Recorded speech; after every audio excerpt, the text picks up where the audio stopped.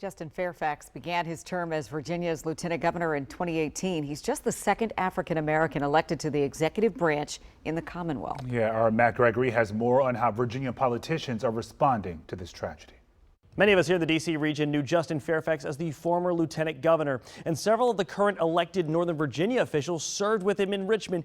Everyone today seemed to be searching for answers to what became of the once promising politician. Last Sunday. In 2018, Justin Fairfax stood on the floor of the Virginia Senate, the second in charge of the Commonwealth of Virginia. He was a very dignified lieutenant governor. Serving in the chamber that day, Arlington County State Senator Barbara Favola.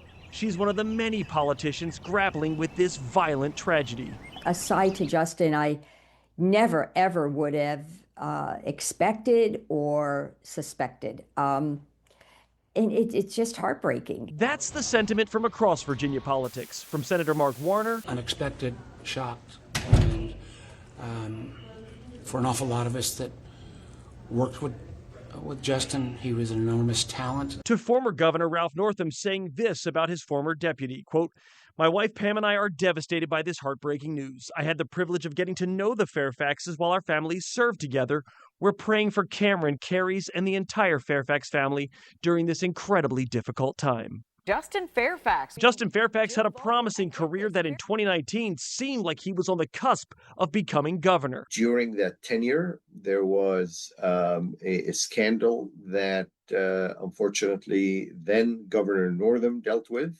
Justin's name was very quickly rising to be the next governor. George Mason University political expert David Ramadan remembers in the same month the Northam scandal broke, not long after Fairfax dealt with one of his own. Sexual assault accusations that came through, and then everybody backed off, even from the lieutenant governor. Fairfax refused to resign, stayed in office, and was never charged. He ran for governor in 2021, but only received around 3% of the vote in the primary.